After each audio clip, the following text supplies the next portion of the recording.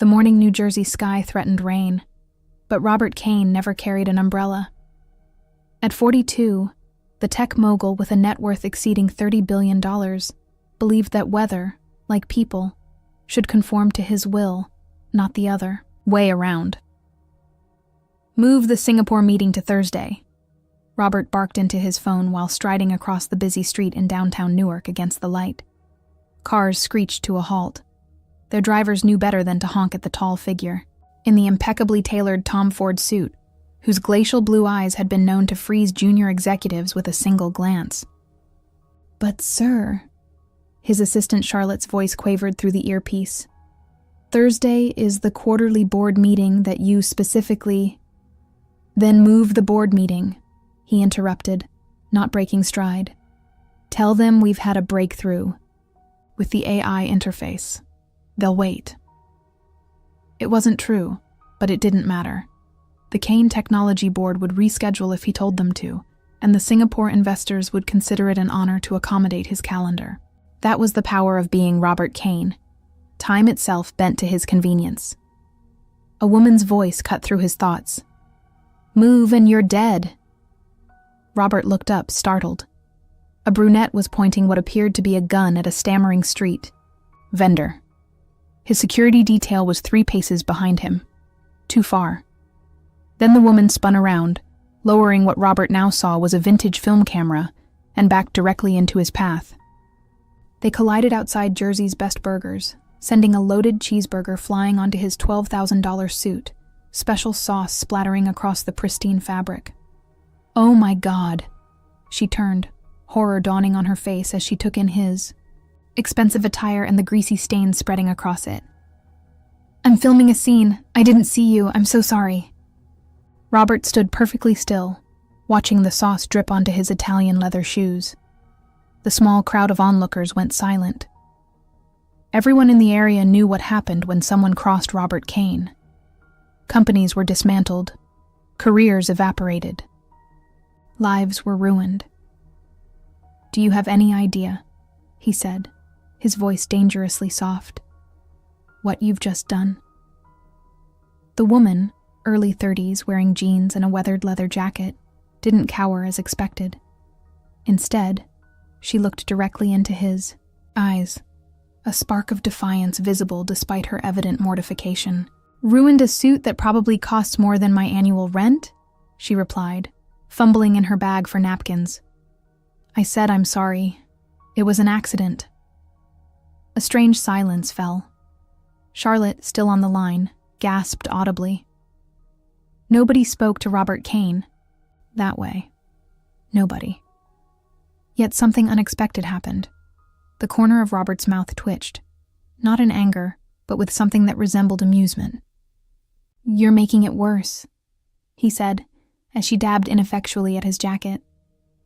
"Story of my life," she muttered, then extended her hand.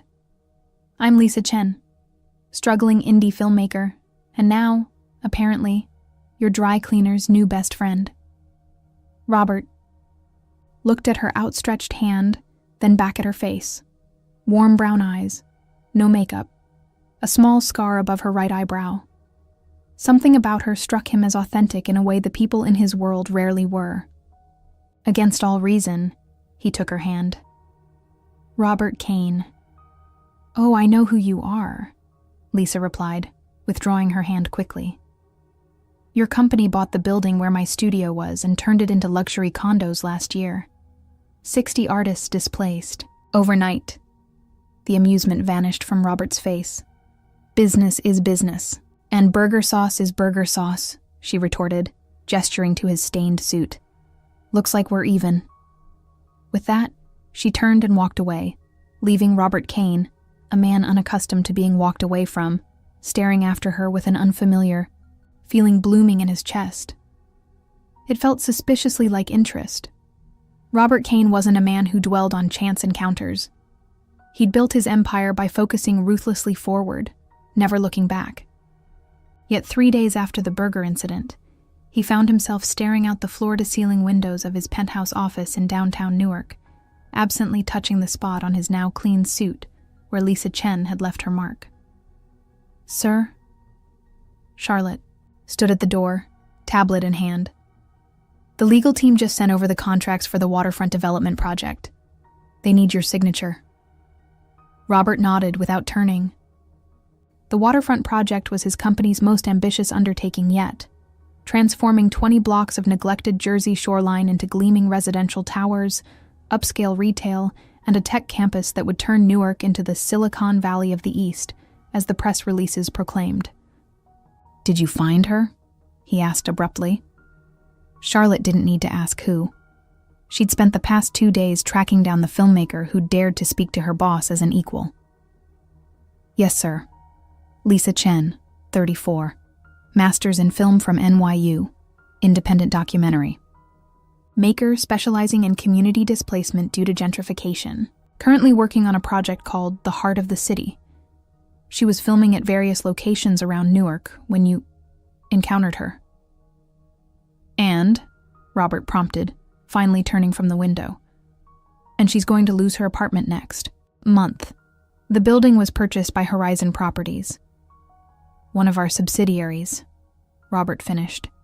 His lips curved slightly. "Interesting coincidence." "Sir, with all due respect," Charlotte ventured cautiously, "you're not thinking of—" "Send a car for her, today, 4 o'clock. Charlotte hesitated. "What reason should I give?" "Tell her I have a proposition." Robert's tone made it clear the discussion was over. Lisa was in the middle of editing footage when her buzzer rang.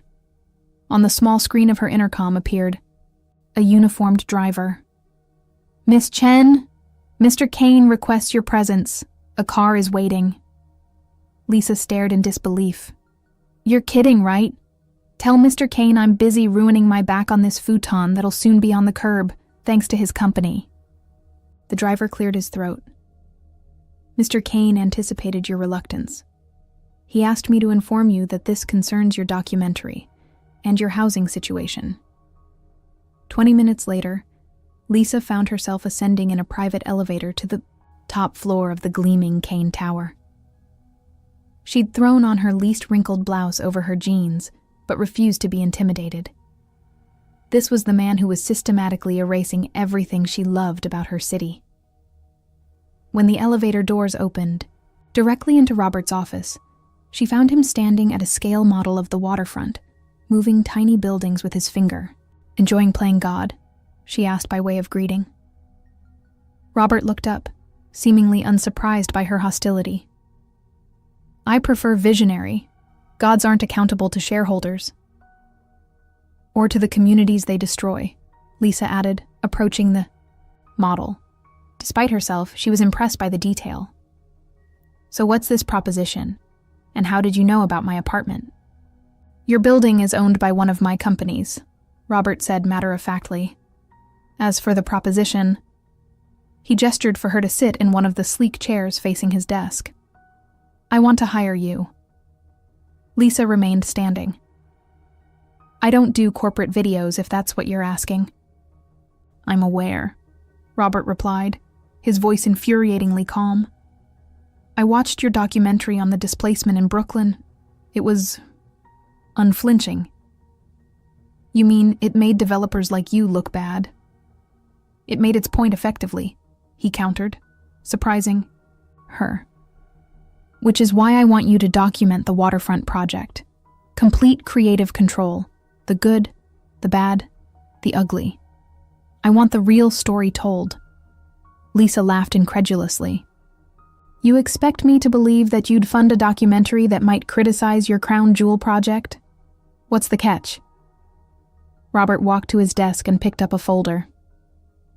"The catch is that you'll have unprecedented access to the project, to the meetings, to me." He handed her the folder. "And in return, your housing situation will be secured." Inside the folder was a lease for a loft in the Artists' Quarter, the one neighborhood in Newark that still had affordable studios, though rumors of developers circling had been persistent. "This is bribery," Lisa said, but her voice had lost some of its edge. "This is a business arrangement," Robert corrected. "You get a stable base for your work. I get authentic documentation of a transformative project." And if my documentary ends up being critical of you? Something flickered in Robert's eyes. Respect, perhaps, or challenge. Then it will be critical. But it will be informed criticism, not speculation from the outside. Lisa studied him carefully. The sunlight streaming through the windows highlighted the silver at his temples, the sharp line of his jaw. She hated everything he represented, corporate greed disguised as progress. Yet there was something compelling about the intensity with which he regarded her, as if her opinion actually mattered. "Why me?" she asked finally. "There are dozens of filmmakers who'd kill for this access. Ones who wouldn't give you nearly as much trouble." Robert's mouth curved into that same almost smile she'd glimpsed on the street. Perhaps trouble is exactly what this project needs. The way he said it made Lisa suddenly aware of how alone they were in the vast office. It wasn't just about the documentary. There was something else happening here, an undercurrent she wasn't prepared for. "I'll think about it," she said, tucking the folder under her arm. "Don't think too long," Robert replied. "My offer expires in 48 hours. As the elevator doors closed between them, Lisa caught a final glimpse of Robert Kane returning to his model city, moving pieces with the certainty of a man who always got what he wanted. And for the first time in her life, Lisa wasn't entirely sure that was a bad thing. "You took the deal?" Mia's voice rose an octave as she stared incredulously at Lisa across their favorite booth at Rosie's Diner. "From the man you've spent the last year calling the gentrification king?" Lisa winced, stirring her milkshake with more force than necessary. "It's not like that. This is a chance to document what really happens when these mega projects take over a city, from the inside." "Uh-huh." Mia, Lisa's best friend and sound engineer, raised an eyebrow. "And the free apartment in the artist's quarter has nothing to do with it?" "It's not free. It's compensation for my work," Lisa insisted, though she could feel her cheeks warming. "Besides, do you know how many doors this could open if I do it right?" "I'm more concerned about which doors might close," Mia replied, lowering her voice. "Like your credibility in the documentary world, or your heart." Lisa nearly choked on her milkshake. "My heart? What are you talking about?" "Oh, please." Mia rolled her eyes. "You haven't stopped talking about how infuriating Robert Kane is since you met him. Classic attraction symptoms." "That's ridiculous," Lisa scoffed, though something fluttered uncomfortably in her stomach. "He represents everything I'm fighting against." "And yet," Mia pointed her fork accusingly, "you're moving into an apartment he provided and agreeing to follow him around with a camera for the next 6 months. Lisa opened her mouth to protest, then closed it. Put that way, it did sound questionable. But before she could formulate a defense, her phone buzzed with a text. "First meeting tomorrow, 7 a.m. Waterfront site. Dress for construction. RK." "Is that him?" Mia asked, noticing Lisa's expression. "He texts like he talks," Lisa muttered, "like the world's on his schedule." "And you're going to be right there with him, bright and early," Mia teased, then grew serious. "Just be careful, Lisa. Men like that don't change. They reshape the world around them instead." 7 o'clock in New Jersey meant the sun was barely cresting the horizon when Lisa arrived at the waterfront site, camera bag slung over her shoulder. She'd expected to meet Robert in some sleek trailer office, but instead found him standing at the edge of the demolished area, hard hat on, studying what appeared to be architectural plans. "You're punctual," he remarked without looking up. "Good. Did you expect me to be late?" Lisa countered, adjusting her own hard hat, which a site manager had thrust at her upon arrival. "I expected you to make a point about not adhering to corporate schedules," Robert replied, finally looking at her. There was that hint of amusement again, as if she were a puzzle he was enjoying solving. "I'm professional, even when I disagree with my subject," she said, unslinging her camera. "Speaking of which, am I allowed to film everything today?" Robert nodded. Everything. The investors are coming at 9 to see the preliminary excavation. Before that, I thought you might want some context. What followed was a whirlwind tour around the massive site. Despite herself, Lisa was impressed by Robert's knowledge. He didn't delegate the explanation to some PR person. He showed her himself, explaining how the environmental remediation had removed decades of industrial waste, how the buildings were designed to withstand rising sea levels, how the project would create thousands of jobs. "You actually care about this stuff," she observed as they stood looking out over the water, the Manhattan skyline hazy in the distance. "Did you think I was just in it for the money?" Robert asked, something challenging in his gaze. "Aren't you? Money is a byproduct. What interests me is transformation." There was an intensity to his voice that caught her off guard. "Seeing potential where others see decay. Even if that means pushing out the people who lived through the decay?" Lisa couldn't help asking, raising her camera to capture his reaction. Instead of becoming defensive, Robert met her lens directly. Development without displacement is possible, but it requires intention and investment. Most developers don't bother with either. "And you do?" "I'm trying to." For a moment, something vulnerable flickered across his face. The Artists' Quarter wasn't a bribe, Lisa. It's a pilot program. Stable, affordable housing for creatives who give this city its soul. Lisa lowered her camera, studying him. "Why? Don't you publicize that?" "It would certainly help your image." "Because I don't want praise for doing what should be standard practice," he replied, checking his watch. "We should head back. The investors will be arriving soon." As they walked, Lisa's mind raced. Robert Kane was more complex than she'd anticipated. The ruthless billionaire image wasn't false. She'd seen him eviscerate a contractor who tried to explain why certain materials weren't available. But there was something else there too. A vision that went beyond profit margins. The investor meeting proved enlightening in unexpected ways. Most of the men, and they were nearly all men, wore the same expensive suits and practiced smiles. They asked predictable questions about ROI and tax abatements. But one, a silver-haired man named Lawrence Whitfield, seemed particularly concerned about the timeline. "The Point Street neighborhood needs to be cleared by next quarter," he insisted, pointing to an area of the model that wasn't part of today's tour. "My other investors are getting anxious." "Point Street isn't part of Phase 1, Robert replied coolly. "As I've explained, we're still in negotiations with several community organizations about relocation packages."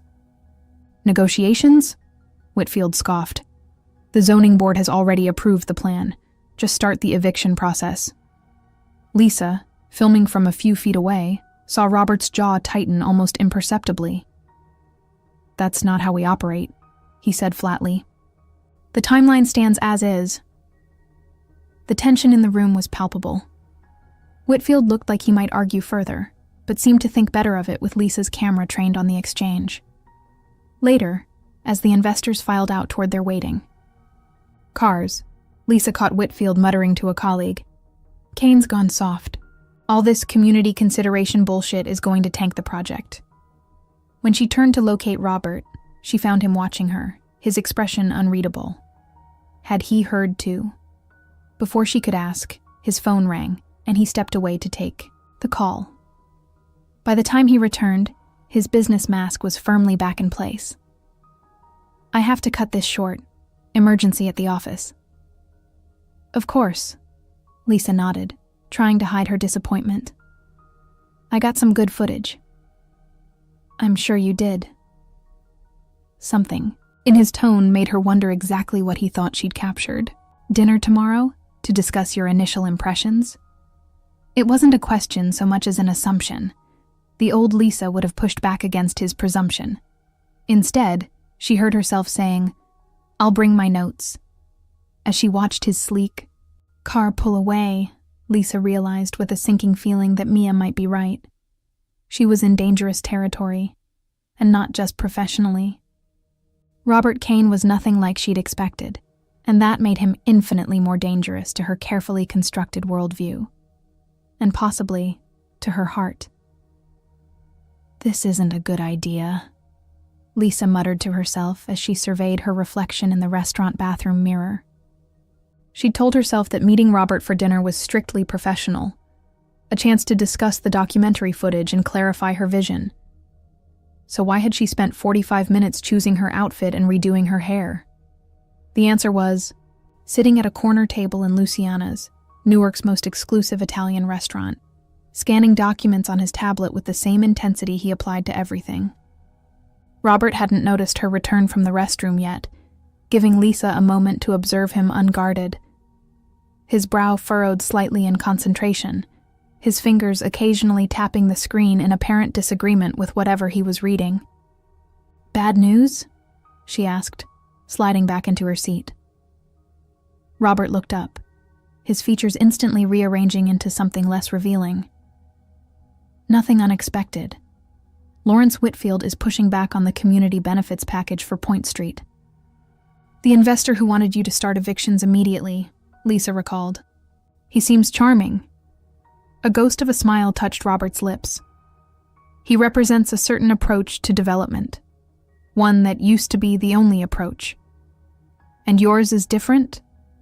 Lisa couldn't keep the skepticism from her voice entirely. Robert set down his tablet, giving her his full attention. The effect was somewhat dizzying. "I believe that successful development doesn't just extract value from communities, it creates it. That's a convenient philosophy for someone who's made billions from real estate," Lisa pointed out, though without her usual edge. "I didn't start with billions," Robert replied, surprising her. "My father was a construction foreman in Camden. I worked summers on his sites from the time I was 14. He took a sip of his wine. "I've seen both sides of development." Lisa leaned forward, genuinely curious now. "So what changed? When did you become the Robert Kane?" Something flickered in his eyes, a vulnerability she hadn't seen before. "My father died when a poorly constructed scaffold collapsed on a site where the developer had cut every possible corner.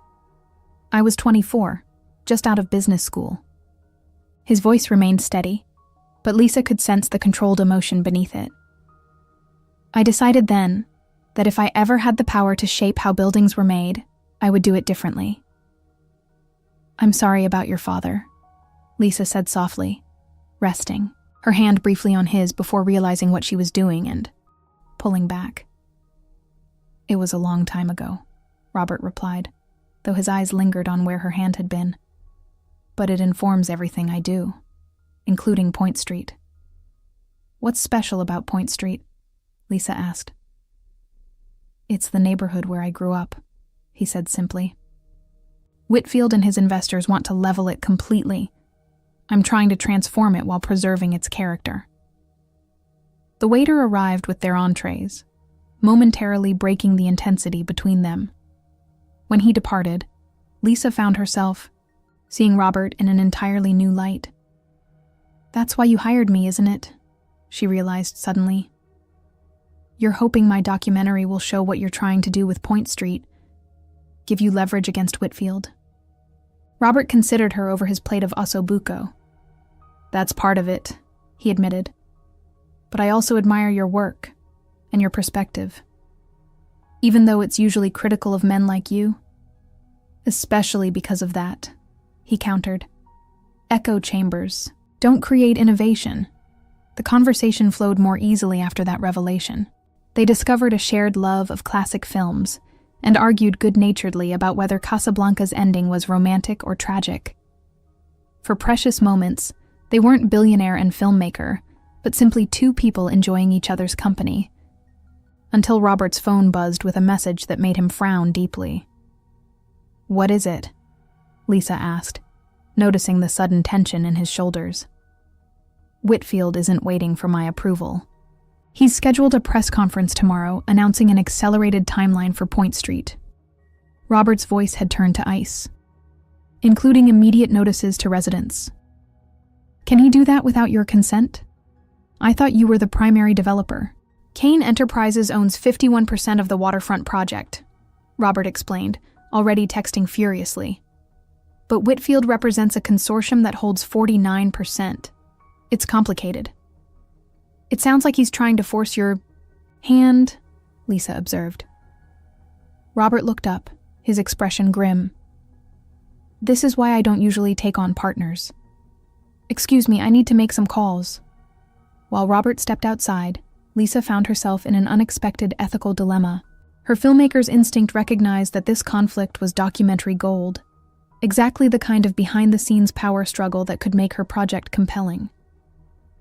But the woman who had spent the evening getting to know Robert Kane felt oddly protective of his vision for Point Street. When Robert returned, the charming dinner companion had vanished, replaced by the hard-edged businessman. I apologize, but I need to cut this short, he said, signaling for the check. Whitfield's press conference is at 9 tomorrow at the waterfront site. I need to prepare. I understand, Lisa replied, gathering her things. Should I still come tomorrow to film? Robert paused, studying her with an intensity that made her pulse quicken. Do you really need to ask? I'm a documentarian. Robert, my job is to capture the truth, not take sides. And if the truth has sides, he challenged. Lisa met his gaze steadily. Then I'll show that too. Outside the restaurant, Robert's driver was already waiting. To Lisa's surprise, Robert opened the car door himself, but instead of getting in, he turned to face her. Whitfield wants to turn Point Street into luxury condos with no affordable units, he said, his voice low and urgent. 2,000 people would be displaced with minimal compensation. My plan includes mixed-income housing and relocates anyone who wants to stay in the neighborhood. Why are you telling me this? Lisa asked, though she already knew the answer. Because tomorrow it becomes public, and I need someone to document what really happens, not just what makes the evening news. His eyes searched hers. Can I trust you to do that, regardless of what you think of me personally? The question hung between them, laden with implications beyond the professional. I'll be there, Lisa promised. Camera rolling. Robert nodded, relief briefly softening his features. Then, without warning, he leaned forward and brushed his lips against her cheek. Thank you, he murmured, his breath warm against her skin. Before Lisa could react, he was in the car, the door closing behind him. As the vehicle pulled away, she stood frozen on the sidewalk, her hand rising to touch the spot where his lips had been. The moment was brief, barely a kiss at all, yet it had shifted something fundamental between them. Whatever happened tomorrow, at that press conference, Lisa realized with a mixture of exhilaration and dread, she was no longer a neutral observer. And for a documentary filmmaker, that was the most dangerous position of all. The morning of Whitfield's press conference dawned with ominous gray clouds hanging low over Newark. Lisa arrived an hour early, determined to capture the scene from every angle. The waterfront construction site had been transformed overnight. Podium bearing the waterfront project logo stood on a hastily erected platform, surrounded by chairs for the press. Workers hurried to set up a large banner that read, Point Street Revival, a New Vision. Revival, Lisa muttered, adjusting her camera settings. Interesting euphemism for displacement. They've been workshopping that one for weeks, came a voice behind her. Lisa turned to find Charlotte, Robert's assistant, looking immaculate despite the early hour. Is Robert here? Lisa asked, trying to sound casual and professional. Charlotte gave her a look that suggested she wasn't fooled. Mr. Kane is in meetings with his legal team. He'll arrive just before the conference begins. She hesitated, then added, He asked me to give you this. She handed Lisa a USB drive. What is it? Alternative plans for Point Street, Charlotte M. explained. The ones Mr. Kane has been developing with community input. Whitfield's consortium has been blocking them at every board meeting. Lisa stared at the small device. Why give this to me? Because you have a camera and the freedom to use it, Charlotte replied crisply. Before Lisa could question her further, the assistant melted back into the growing crowd. Journalists began arriving in clusters, along with what appeared to be local politicians and business leaders. Lisa recognized the mayor and several city council members among them. She moved through the gathering, capturing snippets of conversation, gauging the atmosphere. A game changer for Newark's economy. Whitfield's people have been courting the zoning board for months. Kane's being stubborn about the relocation packages. At 8:45, a sleek black car pulled up and Lawrence Whitfield emerged, surrounded by a phalanx of assistants. In his mid-60s, with silver hair and the deep tan of someone who wintered in tropical locations, he exuded the confidence of a man accustomed to getting his way. Lisa positioned herself to capture his entrance, noting the practiced smile he bestowed on various officials. When his gaze landed on her camera, his expression flickered briefly, before re-inflating into something media-friendly. "Ms. Chen, isn't it?" he said, pausing near her. "Robert's documentarian. I'm producing an independent film about the waterfront project," Lisa corrected, keeping her camera steady. "Of course," Whitfield nodded, unconvinced. "I hope you'll capture today's announcement fairly. This project is moving into an exciting new phase." "I always aim for fairness," Lisa replied, including documenting the impact on Current Point, street residents. Something hardened in Whitfield's eyes. "Progress requires change, Ms. Chen. Not everyone can afford to be part of the future." Before she could respond, he moved on, leaving her with the distinct impression that she'd just been threatened in the most civilized way possible. At 8:55, another car arrived, and Robert stepped out, flanked by two men Lisa didn't recognize. Unlike Whitfield's grand entrance, Robert moved with focused intensity, his eyes scanning the crowd until they found Lisa. He gave her an almost imperceptible nod, then made his way to the platform. The tension between the two developers was immediately apparent to anyone paying attention. They stood on opposite sides of the podium, not speaking, while local officials arranged themselves in strategic positions for maximum photo opportunity. At precisely 9 Mao, Whitfield approached the microphone, his expansive smile gleaming under the brightening sky. "Ladies and gentlemen, thank you for joining us on this historic day for Newark," he began, his voice carrying across the assembled crowd. "Today, we're thrilled to announce an accelerated timeline for the Point Street phase of our waterfront development." Lisa moved closer, adjusting her angle to capture both Whitfield's speech and Robert's reaction. Robert's face remained impassive, but she could see the tension in his jaw, the slight narrowing of his eyes. "Our new plan will fast-track the transformation of this underutilized neighborhood into a vibrant hub of luxury residences and upscale retail," Whitfield continued. "Construction will begin next month, with the first residents moving in by late next year." A murmur rippled through the crowd. Even some of the politicians looked surprised at the compressed timeline. "What about the current residents?" called out a voice from the back. Lisa swung her camera around to see a middle-aged black woman in a Point Street Community Association t-shirt. Several others stood with her, holding handmade signs.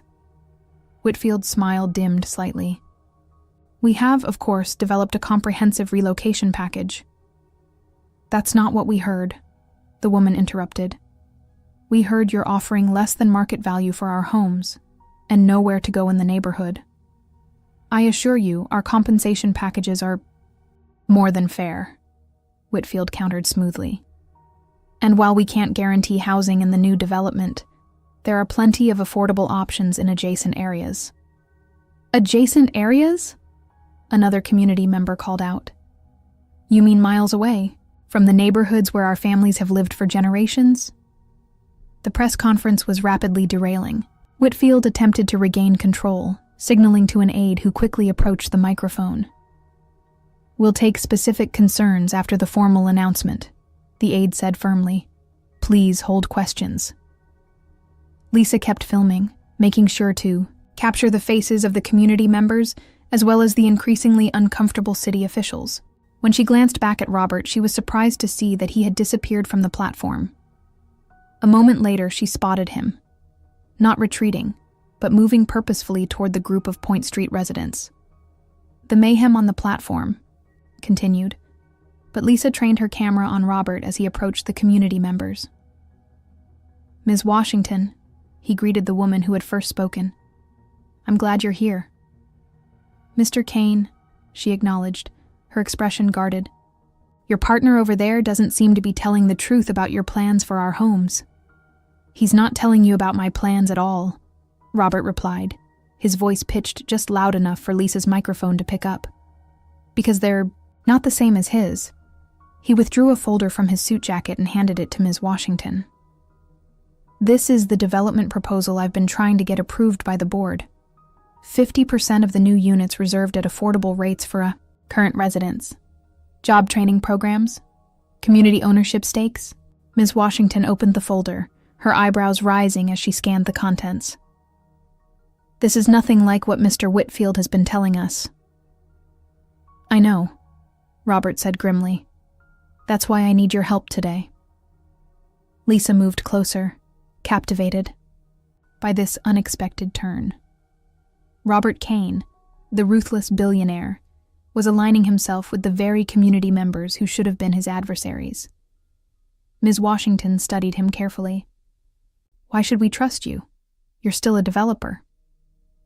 "Because I grew up on Elm Street," Robert answered simply. "In a 2-bedroom apartment above the hardware store that used to be there. This isn't just business for me." Something shifted in Ms. Washington's expression. "Jimmy Kane's boy?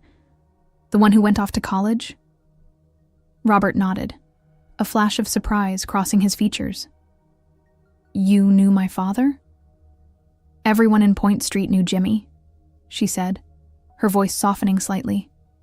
"He was a good man. Always fair." She nodded toward the platform where Whitfield was still attempting to salvage the press conference. "Unlike some." At that moment, a commotion erupted on the platform. Whitfield had apparently noticed Robert's absence in the gathering crowd around him. His face flushed with anger. He strode to the edge of the platform. "Robert, what the hell are you doing?" Robert turned slowly, his expression perfectly composed. "Having the conversation we should have had months ago, Lawrence. With the people who actually live in Point Street."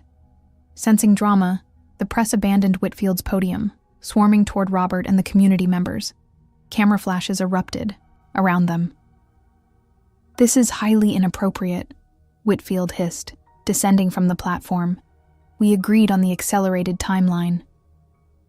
"No, you agreed with yourself," Robert replied evenly. "I never approved these plans, and as majority stakeholder, I'm exercising my right to reject them publicly." The mayor, sensing a public relations disaster unfolding, hurried over. "Gentlemen, perhaps we could discuss this privately." "No more private discussions," Robert interrupted, his voice carrying to the gathered press. "Point Street deserves transparency." He turned to the reporters. "I'd like to announce that Kane Enterprises is withdrawing support for the Point Street proposal as presented today. Instead, we're implementing an alternative development approach, created in collaboration with community members." Lisa zoomed in on Whitfield's face, capturing the exact moment his composure shattered. "You can't do this," he sputtered. "Our investors can either support the new direction or sell their shares," Robert finished calmly. "I've already secured alternative funding that doesn't require displacing an entire community." The press erupted with questions. As Robert began outlining his alternative vision, Lisa noticed a young man in a business suit slip away from Whitfield's entourage, moving toward the community members with purpose. Something about his furtive movements triggered her filmmaker's instinct for drama. She followed, keeping her camera rolling as he approached Ms. Washington and spoke in a low, urgent voice. Whatever he said caused her eyes to widen in shock. "Lisa!" Robert's voice suddenly cut through the chaos. He had spotted her following the young man, and was now calling her over with uncharacteristic urgency. "You need to film this." As she approached, Robert was already addressing the gathered press again. There's something else you should know about Mr. Whitfield's accelerated timeline. Show them, Derek. The young man, apparently named Derek, hesitated, glancing fearfully at Whitfield, who was now advancing toward them with undisguised fury. Derek is Mr. Whitfield's environmental compliance officer, Robert explained to the confused reporters. And he has information about why Point Street suddenly needs to be cleared so quickly. This is corporate espionage, Whitfield bellowed. Derek is my employee. Was your employee, Derek corrected quietly, straightening his shoulders. I resigned this morning. He pulled a USB drive from his pocket, identical to the one Charlotte had given Lisa earlier. These are the soil reports from Point Street that Mr. Whitfield buried. They show dangerous levels of industrial contamination that his development plan doesn't adequately address. A collective gasp rippled through the crowd. The mayor's face had gone ashen. That's why they wanted to start construction so quickly, Robert added, before proper remediation could be required. My alternative plan includes full environmental cleanup before any new construction begins. The press conference dissolved into chaos after that. Reporters shouted questions, city officials huddled in panicked discussion, and Whitfield, looking like he might explode, was hustled away by his team. Throughout it all, Lisa kept filming, moving between Robert, the community members, and the stunned city officials. This was documentary gold, the kind of authentic, high-stakes confrontation filmmakers dreamed of capturing. Hours later, when the press had finally dispersed and the sky had opened into a gentle spring rain, Lisa found herself alone with Robert under the shelter of a construction trailer's awning. They stood in companionable silence, watching the raindrops create ripples and puddles forming on the unfinished site. That was quite a show, Lisa said finally, lowering her camera for the first time all day. Did you plan all that? Robert shook his head, his eyes still on the rain. I planned to challenge Whitfield's timeline. Derek approaching Ms. Washington was unexpected. Did you know about the contamination reports? I suspected, he admitted. Whitfield was too insistent about bypassing normal environmental protocols, but I didn't have proof until Derek came to my office yesterday. Lisa studied his profile, trying to reconcile the ruthless businessman she'd first encountered with the man who'd just publicly allied himself with a working-class community. Why did he come to you? Robert turned to face her, raindrops glistening in his hair. Because contrary to popular belief, I have a reputation for doing things the right way. Expensive sometimes, but right. Your father would be proud, Lisa said softly. Something vulnerable flickered across Robert's face, so briefly she might have imagined it. I hope so. The intimacy of the moment wrapped around them like a cocoon, separating them from the rain and the chaos of the day. Lisa became acutely aware of how close they were standing, of the warmth emanating from him despite his rain-dampened suit. I should thank you, Robert said, his voice lower than before. Your camera gave the community members courage, made Whitfield reckless. I was just doing my job, Lisa replied, though they both knew it had become more than that. Was that all? It was? Robert asked, taking a half-step closer. Just professional interest? Lisa's heart thundered in her chest. The line she'd promised herself she wouldn't cross was dissolving with each raindrop. What happens now? She asked instead of answering. With Point Street? Now we rebuild it the right way, Robert said, accepting her deflection with grace. With the community, not despite them. And what about the documentary? That depends, he replied, his eyes never leaving hers. Will you see it through? The question carried weight beyond the professional, and they both knew it. Lisa had come to document the villain in her narrative, only to discover the story was infinitely more complex. And somewhere along the way, her heart had become tangled in the plot. I always finish what I start, she answered, her voice steadier than she felt. Robert smiled then, a real smile that transformed his usually guarded features. I'm counting on that. As the rain intensified around their small shelter, Lisa made a decision. She set down her camera deliberately on a nearby stack of construction materials, then turned back to Robert. "What are you doing?" he asked, puzzled. "Going off the record," she replied, and stepped forward to close the distance between them. Their lips met in a kiss that felt simultaneously unexpected and inevitable, like the resolution of a tension that had been building since that first collision outside the hamburger joint. Robert's arms encircled her waist, drawing her closer as the kiss deepened, becoming something neither of them could deny or explain away as merely professional interest. When they finally separated, both slightly breathless, Lisa knew her documentary had just become infinitely more complicated. And yet, as Robert tucked a strand of hair behind her ear with surprising tenderness, she couldn't bring herself to regret it. "This is going to make your film interesting," he murmured, his eyes alight with something between amusement and desire. "It already was," Lisa replied, resting her forehead against his. "You just made it impossible." As the rain continued to fall, transforming the construction site into a landscape of possibility, Lisa wondered if some stories were worth more than the telling, worth living, even at the cost of perfect objectivity. And for the first time in her career, she was willing to find out. 1 year later, "Are you sure about this?" Mia asked, adjusting the zipper on Lisa's elegant black dress. "It's not too late to cut that last scene."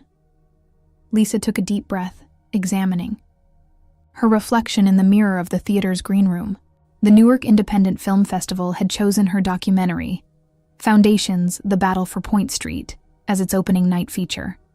In less than 30 minutes, an audience of critics, filmmakers, and, most nerve-wracking of all, the subjects of her film would be watching her work. "The film tells the truth," Lisa replied, applying a final touch of lipstick. "Even the uncomfortable parts." "Including your romance with the supposed villain?" Mia raised an eyebrow. Bold choice for a filmmaker who built her reputation on uncompromising objectivity.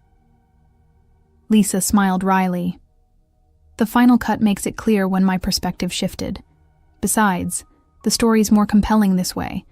Billionaire developer with a hidden heart, filmmaker who discovers not everything is black and white." "Speaking of your billionaire," Mia glanced at her watch. "Shouldn't he be here by now?"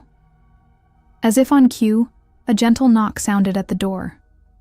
When Mia opened it, Charlotte stood there in an impeccable pantsuit. "Ms. Chen, the festival director is asking for you. They're ready to begin the introduction." Her professional demeanor softened slightly. "You look lovely." "Thanks, Charlotte. Is Robert here?" Lisa couldn't keep the note of anxiety from her voice. Charlotte's expression remained carefully neutral. "Mr. Kane asked me to tell you he's running slightly behind schedule, but will absolutely be here for the screening." Lisa's heart sank, despite her efforts to remain professional. The past year had been a whirlwind. Finishing the documentary while navigating her evolving relationship with Robert, watching the Point Street development transform under his revised vision, dealing with the criticism from some documentary, colleagues who questioned her objectivity after news of their relationship leaked. Through it all, Robert had been surprisingly supportive of her creative independence, never once asking to review footage or influence the final cut. He'd promised to see the completed film for the first time, along with everyone else tonight. And now he was late. "It's fine," Lisa assured Charlotte, gathering her small clutch. "Let's not keep the festival waiting." The theater was packed when Lisa stepped onto the stage, momentarily blinded by the spotlight. She scanned the front rows automatically, searching for Robert's tall figure, but he wasn't there. Swallowing her disappointment, she turned her attention to the audience. "Thank you all for coming tonight," she began, her filmmaker's voice taking over. "When I started documenting the waterfront project, I thought I was telling a simple story about gentrification and corporate power. What I discovered was something far more complex, a story about community, legacy, and the possibility of development that honors both progress and people. As she continued her introduction, the theater door opened quietly, and a latecomer slipped into the back row. Lisa couldn't see clearly through the lights, but somehow she knew it was Robert. She felt both relieved and newly nervous. "This film doesn't offer easy answers," she concluded. "But I hope it asks the right questions about how we build our cities and who gets to call them home. Thank you." Applause followed her off stage, where Mia waited with an encouraging thumbs up. Together, they slipped into seats reserved in the front row as the lights dimmed and the film began. Watching her documentary with an audience was always a surreal experience, but tonight felt particularly strange. On screen, Robert Kane appeared, in his initial form. Imposing, uncompromising, the embodiment of corporate power in his immaculate suit outside Jersey's Best Burgers. Lisa heard a few knowing chuckles at their first contentious meeting. As the film progressed through Robert's proposition, the community tensions, and the dramatic showdown at the press conference, Lisa found herself holding her breath. The editing was tight, the story compelling. She could feel the audience's engagement in their collective silence, the occasional murmurs of reaction. Then came the turning point, the rain-soaked moment when she had set down her camera and stepped toward Robert. She'd debated endlessly whether to include this scene, eventually deciding that honesty required acknowledging when her perspective had shifted. The footage, captured from her abandoned camera at a distance, was tasteful but unmistakable, the filmmaker embracing her subject, crossing the line of objectivity. Lisa resisted the urge to turn around, to gauge Robert's reaction, to seeing this private moment displayed publicly. Instead, she kept her eyes forward as the documentary continued through the aftermath. The community meetings where Robert and Point Street residents worked together on revised plans, the environmental cleanup process, the groundbreaking ceremony for the new mixed-income housing.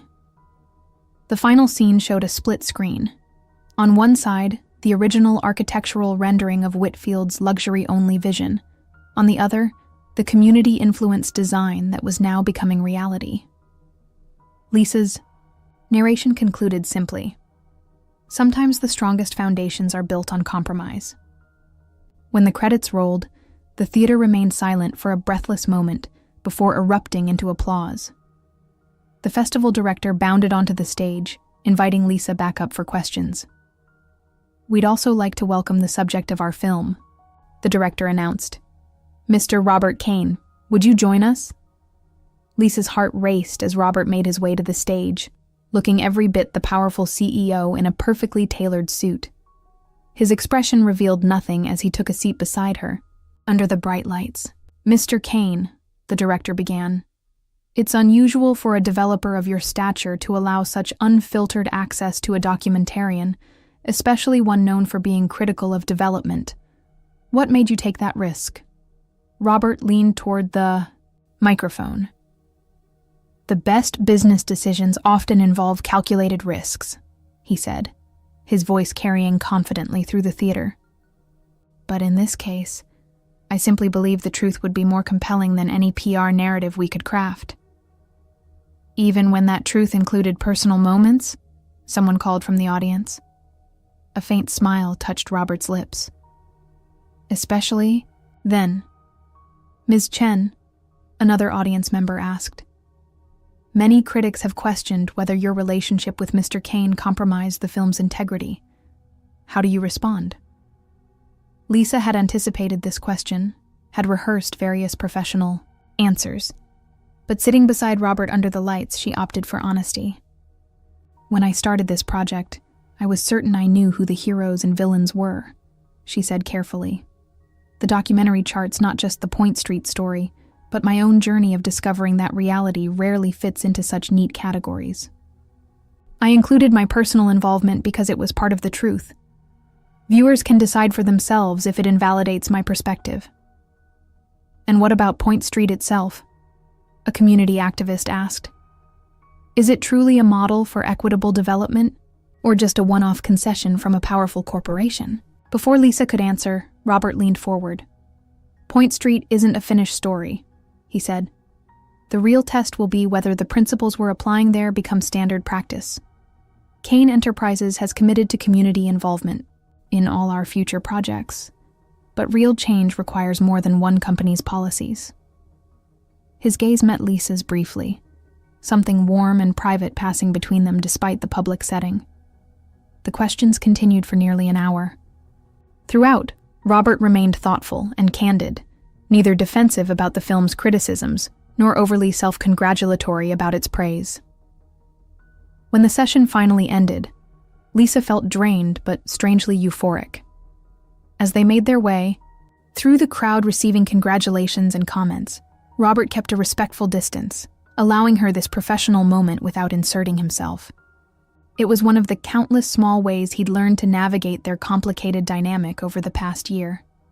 Later, at the festival's rooftop after-party, Lisa finally found a quiet moment alone with him by the railing overlooking Newark's skyline. The waterfront project was visible in the distance, construction cranes illuminated against the night sky.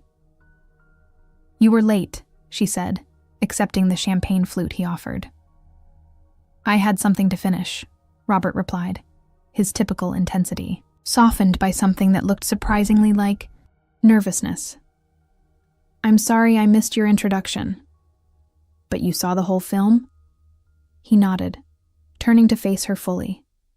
"It was brilliant, Lisa. Unflinching, complex, honest. Even the personal parts?" "Especially those," he said, echoing his answer from earlier. "Though I imagine some of your documentary purist friends will have strong opinions." Lisa shrugged, taking a sip of champagne. "They already do.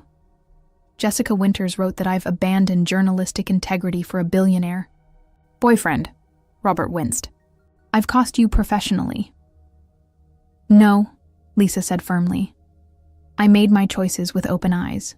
The film is stronger for its honesty about my perspective shift. And besides," she added with a small smile, "the early reviews are calling it my best. Work yet. Festival buzz suggests it could go to Sundance." Pride replaced concern in Robert's expression. As it should. They stood in comfortable silence for a moment, watching the city lights. So much had changed in a year. The Point Street development was proceeding according to the community-approved plan. Whitfield had sold his shares after the environmental scandal damaged his reputation. Lisa's documentary work had evolved, focusing now on stories of community transformation across the country.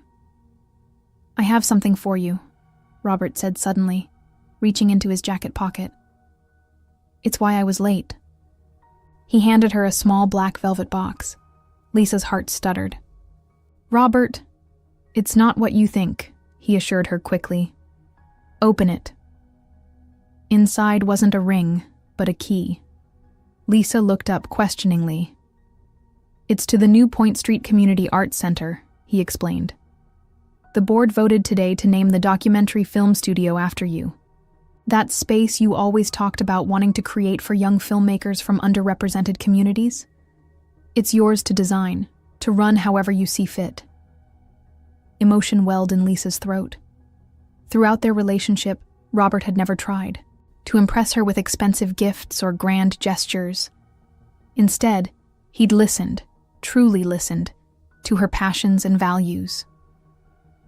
"I don't know what to say," she managed finally. "Say you'll help make it extraordinary," Robert replied, his eyes holding hers with an intensity that still made her pulse quicken. "The way you've made everything you touch extraordinary."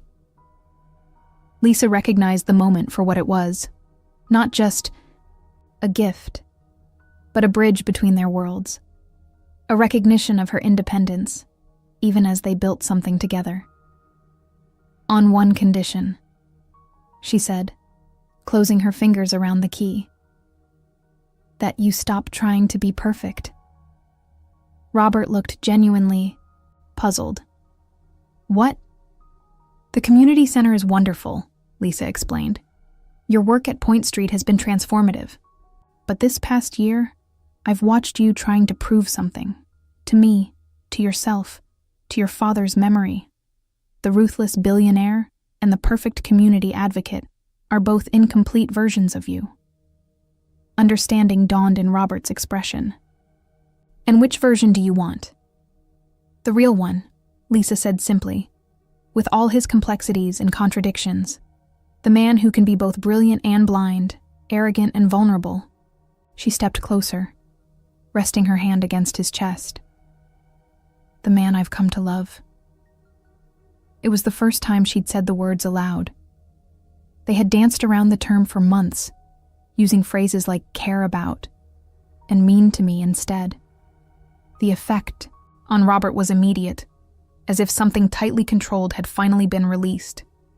He drew her against him, one hand cupping her face with unexpected tenderness.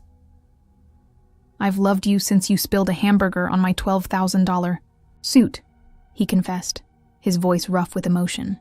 Even when you were questioning my every motive, challenging my worldview, complicating my perfectly organized life. Lisa laughed softly. So basically, you love me because I'm a pain in your ass? I love you because you see me, Robert corrected. Not the CEO, not the developer, not the bank account. Me. His thumb traced her cheekbone.